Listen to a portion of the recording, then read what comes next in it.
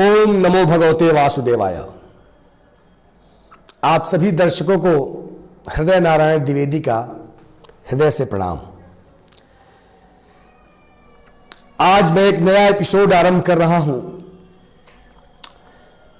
मित्रों, वैसे तो वैदिक सनातन धर्म का जो एक महत्वपूर्ण ग्रंथ है, जो वेदों का सार है, श्रीमद् भगवद गीता, उसके बहुत सारे प्रकाशन हैं, बहुत सारे अनुवाद हैं। लेकिन कहीं ना कहीं जितने सारे अनुवाद हैं वो मूल भावना पर सर्वथा खरे नहीं उतरते।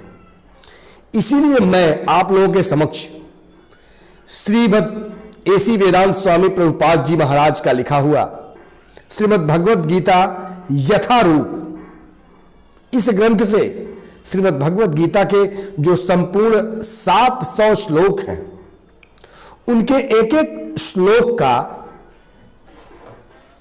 यथारूप अर्थ प्रस्तुत करने का प्रयास करूंगा और उम्मीद है यह आप लोगों को काफी पसंद आएगा। तो मित्रों, आज आरंभ करते हैं श्रीमद् भगवद गीता का पहला श्लोक और उसका अर्थ।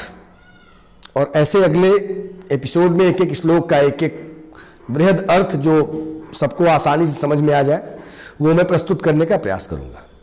आप सभी जानते हैं कि धर्म क्षेत्र में अर्थात कुरुक्षेत्र में पांडुपुत्र और कौरवों के बीच युद्ध हुआ। उसमें भगवान श्री कृष्ण जो स्वयं नारायण के अवतार थे, उन्होंने धर्म का साथ दिया, अर्थात पांडवों का साथ दिया, और अंत में धर्म की विजय हुई। तो आरंभ करते हैं पहले श्लोक से। पहला श्लोक है श्रीमद् भगवद गीता का।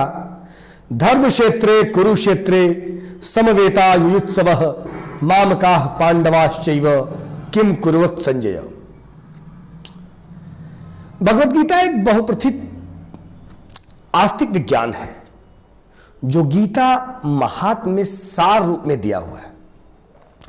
इसमें यह उल्लेख है कि मनुष्य को चाहिए कि वह श्री कृष्ण के भक्त की सहायता से संवीक्षण करते हुए भगवद गीता का अध्ययन करे और स्वार्थ प्रेरित व्याख्याओं के बिना उसे समझने का प्रयास करे।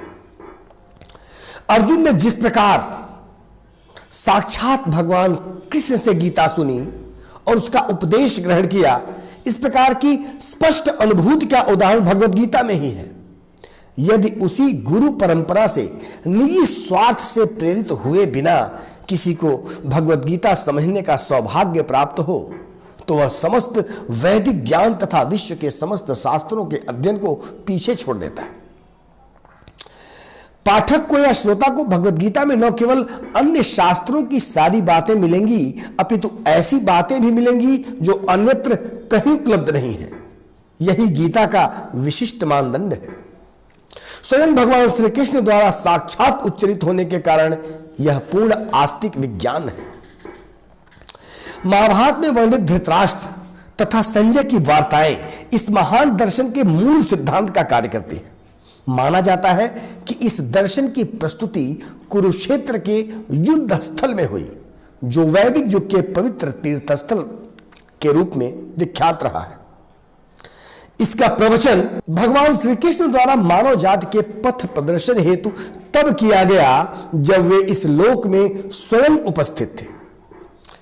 धर्म क्षेत्र शब्द सार्थक है, क्योंकि कुरुक्षेत्र के युद्ध स्थल में अर्जुन के पक्ष में श्री भगवान स्वयं उपस्थित थे। कौरवों का पिता धृतराष्ट्र अपने पुत्रों की विजय की संभावना के विषय में अत्यधिक संदिग्ध था। अतः इसी संदेह के कारण उसने अपने सचिव से पूछा, उन्होंने क्या किया? वह आश्वस्त था कि उसके पुत्र तथा उसके छोटे भाई पांडु के पुत्र कुरुक्षेत्र की युद्ध भूमि में निर्णयात्मक संग्राम के लिए एकत्र हुए हैं। फिर भी उसकी जिज्ञासा सार्थक है। वह नहीं चाहता था कि भाइयों में कोई समझौता हो, अतः वह युद्ध भूमि में अपने पुत्रों की नियति अर्थात जो उसका भावी भाग्य था उसके विषय में आश्वस्त होना चाह रहा था। चूंकि इस युद्ध को कुरुक्षेत्र में लड़ा जाना था, जिसका उल्लेख वेदों में स्वर्ग के निवासियों के लिए भी तीर्थस्थल के रूप में हुआ है। अतः धृतराष्ट्र अत्यंत भयभीत था कि इस पवित्र स्थल का युद्ध के परिणाम पर न जाने कैसा प्रभाव पड़े। उसे भली भांति ज्ञात था कि इसका प्रभाव अर्जुन तथा पांडु के पुत्रों पर अत्यंत अनुकूल पड़ेगा, क्योंकि स्वभाव से वे सभी पुण्यात्मा थे। संजय श्री व्यास का शिष्य था, अतः उनकी कृपा से संजय धृतराष्ट्र के कक्ष में बैठे बैठे कुरुक्षेत्र के युद्धस्थल का दर्शन कर सकता था। इसीलिए धृतराष्ट्र ने उनसे युद्धस्थल की स्थिति के विषय में पूछा था। पांडव तथा धृतराष्ट्र के पुत्र दोनों ही एक वंश से संबंधित हैं, किंतु यहां पर धृतराष्ट्र के वाक्य से उसके मनोभाव प्रकट होते हैं। उसने जानबूझकर अपने पुत्रों को कुरु कहा और पांडु के पुत्रों को वंश के उत्तराधिकार से विलग कर दिया। इस तरह पांडु के पुत्रों अर्थात अपने भतीजों के साथ धृतराष्ट्र की विशिष्ट मनस्थिति समझी जा सकती है।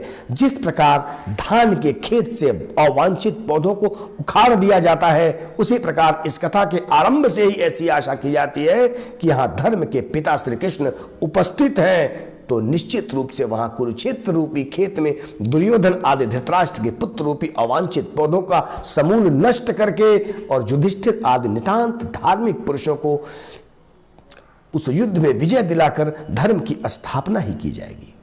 यहां धर्म क्षेत्रे तथा कुरुक्षेत्रे शब्दों की उनकी ऐतिहासिक तथा वैदिक महत्ता के अतिरिक्त यही सार्थकता है। तो पहले श्लोक का अर्थ इतना बृहत रूप में प्रस्तुत किया गया। अगले एपिसोड में दूसरा श्लोक और उसका यथारूप से अर्थ प्रस्तुत करने का प्रयास करूंगा। हमारी त्रुटियों को आप लोग क्षमा करेंगे। बहुत बहुत धन्यवाद। प्रणाम। ओम नमो भगवते वासुदेवाय।